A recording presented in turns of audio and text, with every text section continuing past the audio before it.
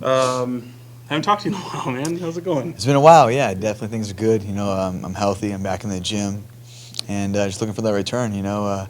Recharged. Had some injuries the last fight, and the previous fights that kind of just sustained and went into other camps. And I felt like the time being away has been nice. Been able to watch my son grow, Yeah. be with my family, be more hands-on as a father, and because when we get into fight camps, it's pure focus, and it takes us away from you know, the smaller things. So being able to get that time is very valuable for me, and just feel recharged and excited to get back in there. I saw you jump out to Ohio for a little while and come back. I mean, you've been a man on the move for a guy who's still having a little bit. Yeah, my uncle was in Ohio, so it was nice to go back home and just get that boxing work with him, and then obviously just see my family.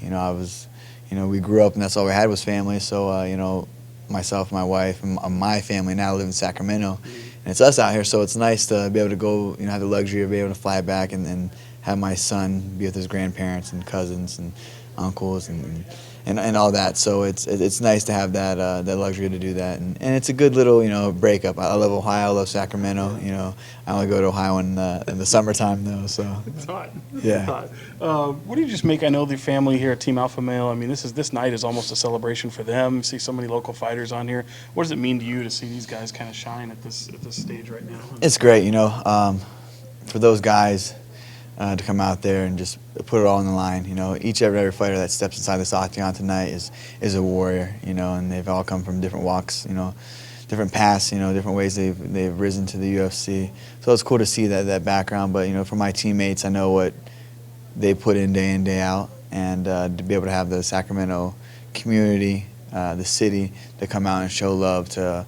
A lot of the guys are from Sacramento, and a lot of us are adopted Sacramentoans, and so it's great to see that kind of electricity throughout the arena. I know you were rehabbing an injury. Everything good now? I mean, did you try to get on this card at all? You know what? They UFC asked if I would be ready for that.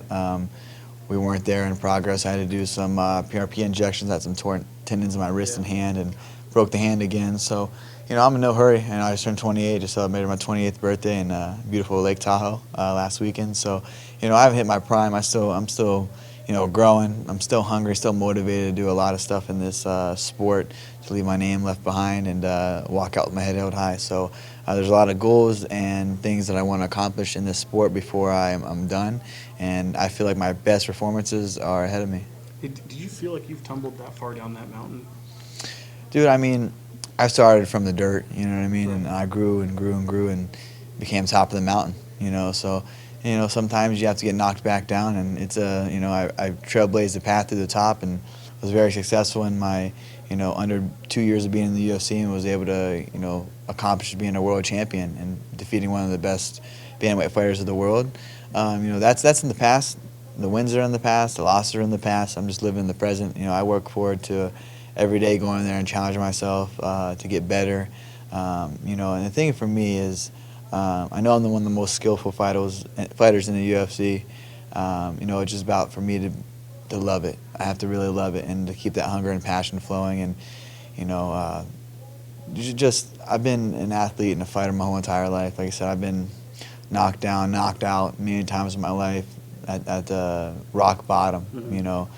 And what keeps me going is to be the best in the world. Until my time is up, I'm going to keep continuing to climb that mountain, scratching, clawing, crawling, however I have to get back up that mountain to the top to win that belt again, and that'll be my farewell. Final couple for you. You got Urijah about to make his return here at 40 years old.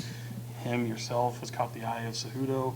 I mean, what can Urijah do here at 40 years old, and how much do you want to see him keep going here? Yeah, I hope that he wins tonight. I think he can go. He's mentally and it's one of the very mentally tough fighters. That's what I think allowed him to stay in the sport so long and stay at the top so long. Is just his mental toughness and his fortitude to get past losses and wins and injuries and just having that kind of career. For me, I hope that he wants to kind of do another farewell. You know what I mean? It's like 40 years old. He still can do it, unless the pay changes. You know what I mean? Like, that's an OG. That's a guy that's went out there and paved ways for, young kids like me that was coming up watching the California Kid, going out there scrapping, and now it's, he continues to help a lot of people, but, we got to get paid at the end of this day. And, I hope that he goes out there, gets a big knockout, big win in some sort of capacity, and, they can start rolling in the money checks for him. And, I think he deserves that. A lot of these guys, a lot of these OGs deserve that. Them guys, fought for nickels and pennies basically back in the day. And, just to see that kind of career unfold, he's been at the highest highs and lowest of lows, and he always has, very optimistic outlook on life, on his career, and it's great to see him. I'm nervous as all. Every one of my teammates, it's a family, kind of atmosphere we have at Team Alpha Male. So,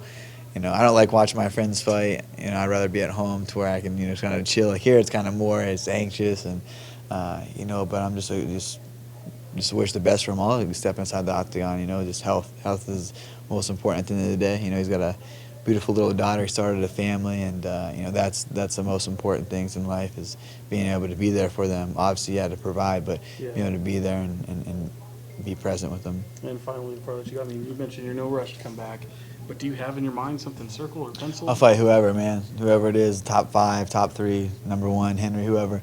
I'm not going to say I need a title shot, I need this and that. I'm on a 3-fight skid. Mm-hmm. I'm on a 3-fight skid, so, but I'm the baddest dude in my division. I truly believe in myself that I am the best fighter in the world.